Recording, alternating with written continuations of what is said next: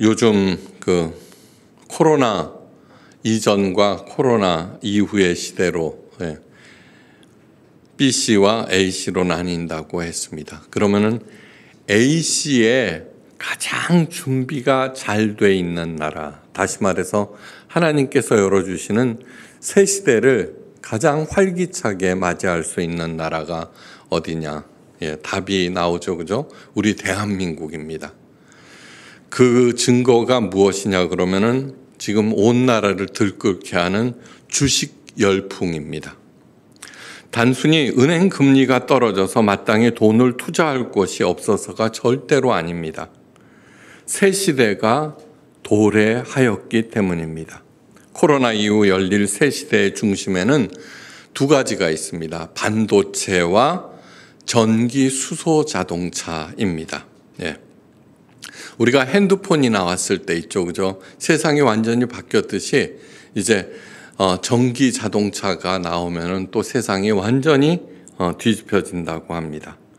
그런데 우리나라 대한민국은 이 두 산업을 이끌어갈 가장 준비가 잘 된 나라라고 합니다. 그런데 하나님께서 우리나라에 허락하시는 이 풍요로운 세계를 누리기 위해서는 우리 한 사람 한 사람도 준비를 하셔야 합니다.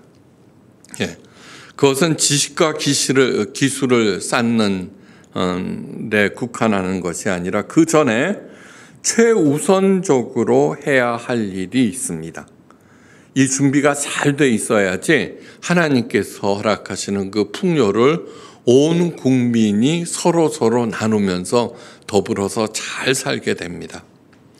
예수님께서 소출이 너무 많아 새 창고를 지으려는 부자에 대해서 비유로 말씀하신 적이 있습니다. 잘 아실 것입니다. 부자가 말합니다.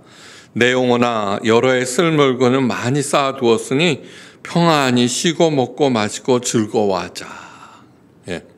그러자 하나님께서 말씀하십니다. 어리석은 자여, 오늘 밤에 내 영혼을 도로 찾으리니 그러면 내 준비한 것이 누구의 것이 되겠느냐. 누가복음 12장 19, 20절 말씀입니다. 생명은 내 것이 아닌 하나님의 것입니다. 아무리 내가 단 하루라도 생명을 연장하려고 몸부림쳐도 절대로 그렇게 할 수 없습니다. 이것이 각자에게 주어진 삶을 움직이는 가장 근본적인 컨셉입니다. 이 컨셉에서 벗어나면은 올바로 제대로 누릴 수 없습니다. 생명은 하나님의 것이므로 반드시 하나님의 뜻에 따라 살아야만 합니다. 그렇지 않을 때 하나님께서 말씀하신 것처럼 어리석은 자가 됩니다. 그러나 하나님의 뜻에 따라서 자신의 삶을 잘 이렇게 운전하다 보면은 하나님의 풍성한 은혜를 언제 어디서든지 곳곳에서 찾고 누리고 베풀 수가 있습니다. 이 주기도문이 그래서 중요합니다.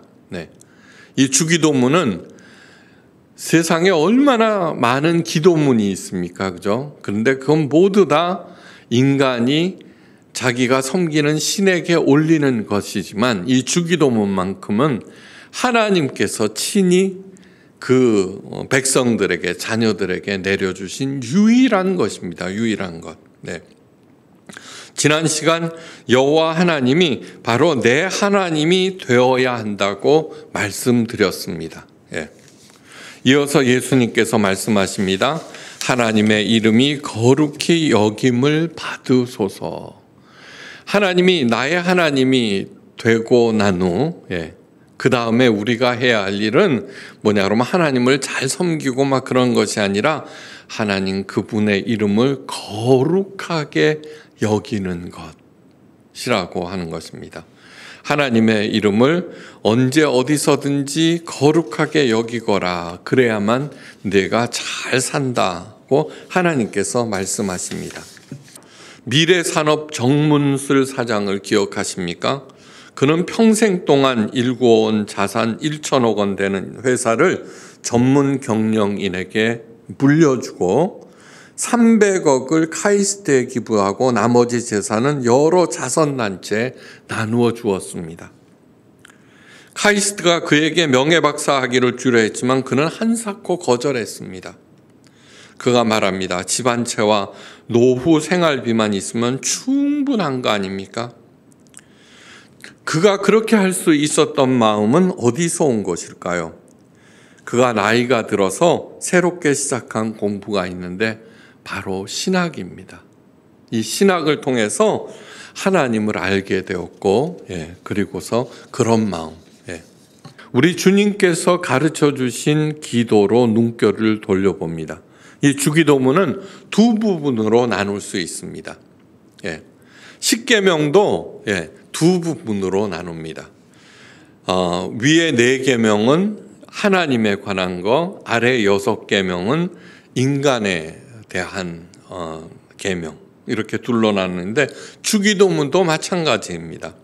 하나님의 이름이 거룩히 여김을 받으소서, 하나님 나라가 임하옵소서, 하나님의 뜻이 땅에서도 이루어지소서. 이 3가지는 하나님에 관한 기도입니다. 일용할 양식을 주옵시고 우리의 죄를 사하여 주옵시고 우리를 시험에 들게 하지 마옵시고 다만 악에서 구하옵소서. 이거 4가지는 바로 우리의 삶에 대한 그러한 얘기입니다. 그런데 하나님에 관한 기도 중에 제일 첫 번째가 바로 하나님의 이름을 거룩히 여기라는 것입니다. 거룩히. 왜 예수님은 가장 먼저 하나님의 이름이 거룩히 여기라고 하셨을까요? 이것은 하나님을 위해서가 아닙니다. 하나님은 자존하시는 분입니다. 다시 말해서 우리의 충성과 헌신이 전혀 필요치 않는 분입니다. 욥기에 나옵니다. 너희가 충성한들 내게 무슨 유익이 있으며 너희 헌신한들 내게 무엇이 유용하겠느냐. 자존하시는 분입니다. 그럼에도 불구하고 하나님의 이름을 거룩히 여기라고 기도하라고 하신 이유는 바로 우리 자신을 위해서입니다. 여러분, 하나님을 모르던 시대에도 부모님의 뜻을 기리고 부모님의 이름을 거룩히 여기는 사람들은 반드시 성공하였습니다. 제대로 살았습니다. 하나님의 이름을 거룩히 여기는 사람은 살아나고 나를 앞세우는 사람은 멸망하기 때문입니다. 이 점을 마음에 새기고 또 새기셔야 합니다. 그렇다면 하나님의 이름을 거룩히 여기는 것이 구체적으로 어떤 것인지 분명하게 알아야 합니다. 그래야지 내가 그렇게 할 수 있으니까요. 이런 말 많이 들었죠. 하나님께서 그렇게 하셨어요. 하나님께서 길을 열어주셨어요. 하나님, 제가 망하면 하나님의 영광을 가리는 거잖아요. 우리는 교회에서 방송이나 일상생활에서 이런 종류의 말을 많이 들었습니다. 많이 들었습니다. 그런데 말끝마다 하나님을 앞세운다고 해서 하나님의 이름을 거룩히 여기는 것이 절대로 아닙니다. 절대로 아닙니다. 십계명에 하나님의 이름을 망령되이 일컫지 말라는 계명이 있습니다. 이 하나님의 이름을 거룩히 여기라는 말씀과 바로 연결되는 계명이죠. 그죠? 하나님의 이름을 거룩히 여길 때 하나님의 이름을 당연히 망령되이 일컫지 않게 됩니다. 않게 됩니다. 그러니까 십계명과 주기도문은 그냥 거의 똑같다고 보면 됩니다. 다만 그 십계명이 내 삶의 기준으로 되었을 때 내가 구체적으로 어떻게 기도하면서 어떻게 바라면서 살아야 하는지 가르쳐 주는 것입니다. 하나님의 이름을 망령되이 일컫는 행위의 으뜸은 하나님을 부인하는 것입니다. 하나님이 어디 있으면 내 앞에 데려와봐. 그것이 하나님의 이름을 망령되이 일컫는 가장 흔한 경우입니다. 하나님의 이름을 망령되이 일컫는 두 번째 행위는 자신의 책임을 전가하기 위해서 자신의 잘못을 은폐하기 위하여서 하나님의 이름을 이용하는 경우입니다. 하나님의 이름을 최초로 오용한 사례는 인류가 시작되면서부터 시작되었습니다. 에덴 동산. 아담이 선악을 알게 하는 나무의 실과를 따먹고 난 다음에 일어났습니다. 무화과 잎으로 치부를 가리고 숲속에 숨어있는 아담과 이브에게 하나님께서 찾아오셨습니다. 하나님의 지적에 아담은 이렇게 말합니다. 하나님이 주셔서 나와 함께 하신 저 여자, 그가 그 나무의 실과를 내게 주므로 내가 먹었나이다. 제일 먼저 하나님이 주셔서 가로 열고 나는 싫다고 했는데 가로 닫고 하나님께 합니다. 두 번째는 나와 함께 하신 저 여자. 그 다음에 세 번째로는 그 나무의 실과. 술 먹고서 전봇대에 꽝 부딪혀 놓고는 전봇대가 왜 거기 서 있느냐는 거죠. 그래서 내가 먹었나이다. 그 맨 뒤에 내가 숨어 있습니다. 여러분 살다 보면서 일이 잘못됩니다. 일이 잘못됩니다. 결과가 좋지 않습니다. 그러면 사람들은 제일 먼저 하는 일은 핑계거리를 찾습니다. 그 책임을 전가합니다. 아주 전형적입니다. 뭐든지. 다시 말해서 내 판단, 내 결단, 내 행동은 옳았는데 그 사람 때문이야, 상황 때문이야, 나가서는 조상 탓이야, 하나님 탓이야. 아니요, 바로 내 탓입니다. 내가 잘못 판단하고 잘못 행동해놓고는 하나님께 핑계를 대는 일이 얼마나 많이 있습니까? 주기도문의 전반부는 하나님에 관한 것, 후반부는 내 자신에 대한 것이라고 하였습니다.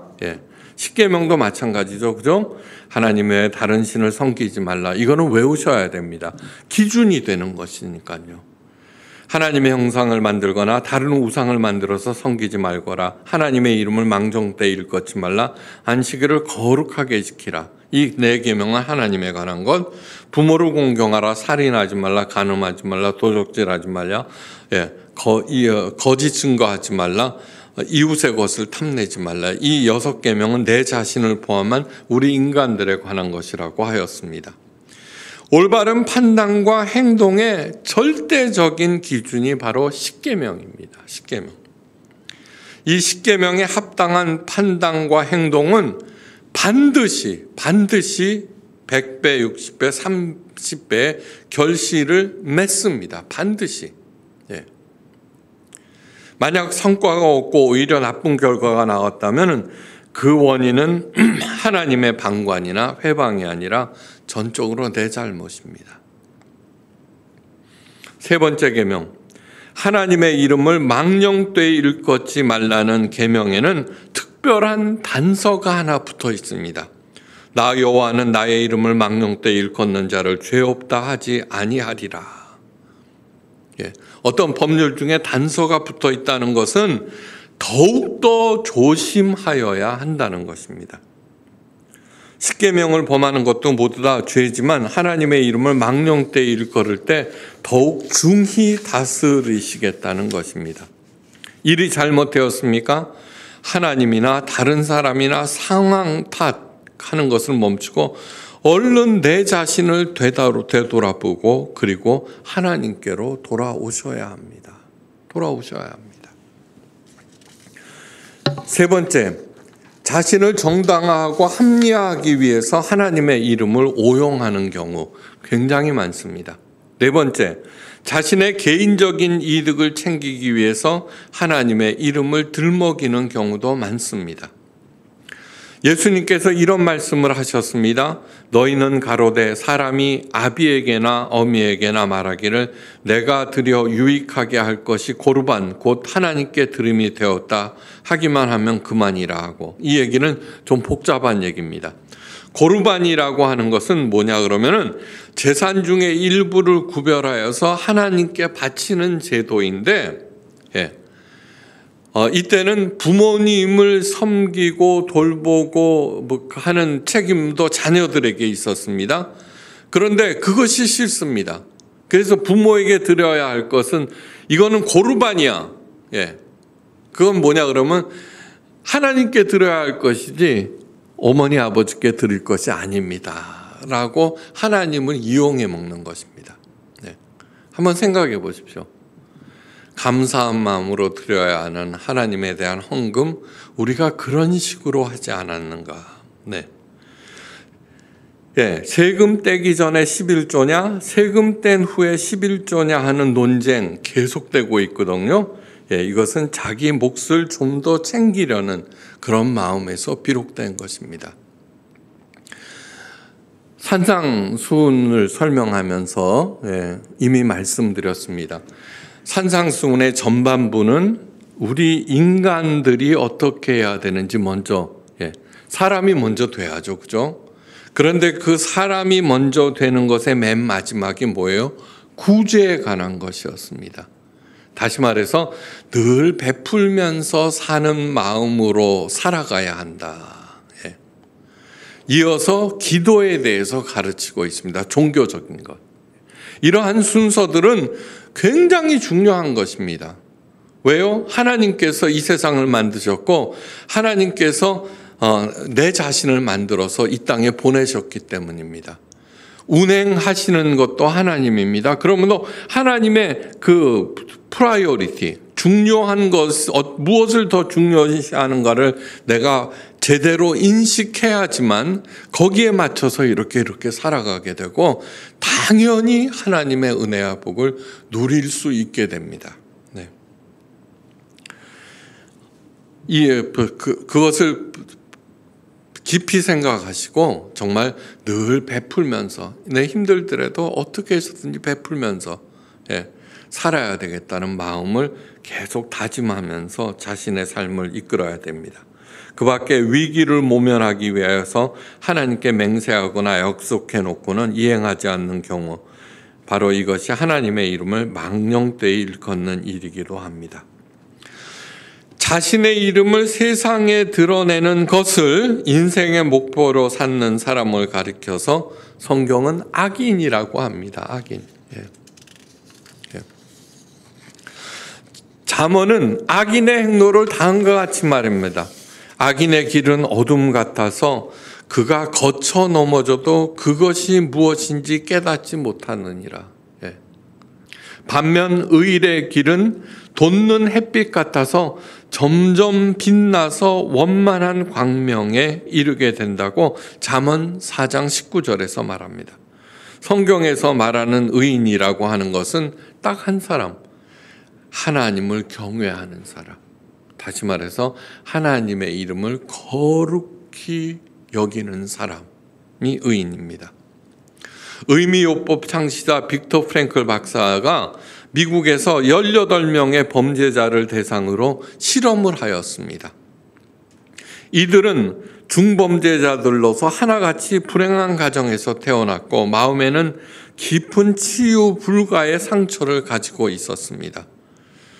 조사 결과 그들 누구도 수학 능력을 갖춘 사람은 아무도 없었습니다. 문맹자이거나 문맹에 가까운 사람들이었습니다. 빅터 프랭클 박사는 그들에게 모아놓고 간곡하게 다음과 같이 말했습니다.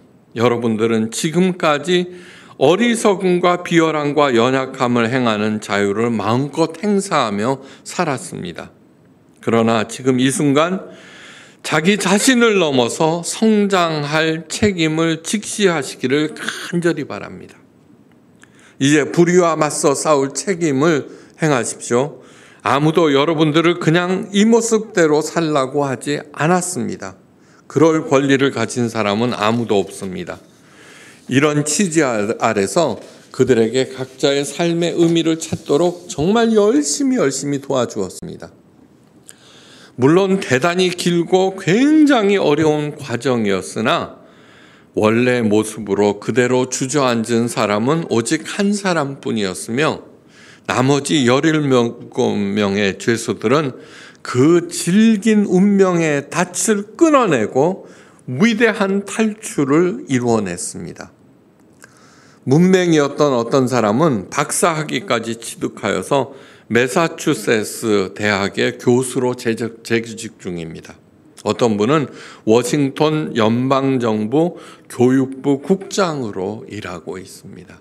예. 빅터 프랭클 박사의 의미요법이란 사람들로 하여금 인생의 궁극적인 참 의미를 찾게 하여서 어떤 상황에서도 올바로 살도록 도와주는 정신치료 방법입니다. 그가 말하는 궁극적인 참 의미란 로고스를 말합니다. 의미요법은 로고 세라피거든요. 로고스가 무엇입니까? 하나님의 말씀입니다. 하나님의 말씀. 태초에 말씀이 계시니라, 이 말씀이 곧 하나님이시니라. 요한복음 1장 1절 말씀인데, 태초의 말씀, 바로 이것이 로고입니다. 로고스. 네. 하나님의 이름을 거룩히 여긴다. 은혜 중에 은혜는 무엇이냐 하면은 내가 큰 돈을 벌고 건강하고 그런 것이 아니라 하나님의 이름을 우리들에게 알려주신 것이 은혜 중에 은혜입니다. 그걸 아셔야 됩니다. 네. 빅터 프랭클 박사의 책 죽음의 수용소에서는 2차 세계대전 당시 아우슈비츠 유대인 수용소의 체험을 기록한 것인데 그 책 맨 말미에 이런 말을 남깁니다. 잘 들어보십시오. 그 누구나 수용소에서 겪었던 체험들을 돌이켜볼 그날이 반드시 올 것입니다. 그때 그와 같은 고통을 어떻게 견뎌내었는지 자신조차 이해할 수 없을 것입니다. 그러나 자신이 겪었던 수용소의 모든 체험들도 그저 악몽 외에는 아무것도 아니었다고 생각할 그날이 또한 반드시 올 것입니다. 하지만 이 세상에서 가장 두려워해야 할 분은 오직 하나님 외에 없다는 경외감은 영원히 남을 것입니다. 네. 아우슈비츠의 포로 수용소 보다도 비교할 수 없죠. 이 코로나 사태로 경험하는 이 체험들은 비교할 수 없이 작은 것이지만, 그러나 근세기 들어서 가장 최대의 위기였고, 이 일로 인하여서 극심한 고통을 당한 사람들도 분명히 많을 것입니다. 그런데 이것도 지나갑니다. 이것이 지난 다음에 대한민국에 하나님께서 주어주시는 그 풍요라고 하는 것은 여러분 기대하셔도 좋습니다. 하지만 그 풍요로 우리가 똑같이 만몬신을 섬기는 마음으로 살아간다면은 악몽은 더욱더욱 짙어질 것입니다. 어두움은 더욱더욱 커질 것입니다. 잊지 말아야 할 것. 이 세상에서 가장 두려워해야 할 분은 오직 하나님 외에 없다는 경이감은 영원히 남을 것입니다. 다시 한번 말씀드립니다. 하나님의 이름을 나에게 알려주신 것이 은혜 중에 은혜입니다. 이제 그분의 이름을 알았고 그분의 이름을 통해서 지고하신 하나님과의 첫 만남이 이루어졌습니다. 이어서 그분을 알아가고 나는 점점 그분을 경외하기 시작했습니다. 그러자 세상에서는 도저히 구할 수 없는 지혜와 명철이 생겼습니다. 지혜와 명철. 그 힘으로 이 세상을 살아갑니다. 하나님께서 만드신 이 세상에서 하나님 사람이 된 내가 에이레네의 복을 누리는 것은 너무너무 당연한 것입니다. 잊지 마시기 바랍니다. 여호와를 경외하는 것이 지혜의 근본이고 거룩한 자를 아는 것이 명철이니라. 잠언 9장 10절 말씀입니다. 이제 겸손한 마음으로 하나님을 사랑하고 경외하는 마음으로 장차 열어주시는 그 새 시대를 맞이하고 늘 베풀면서 사셔서 하나님께서 주시는 에이레네 복을 누리고 향유하시기를 주의 이름으로 축원합니다.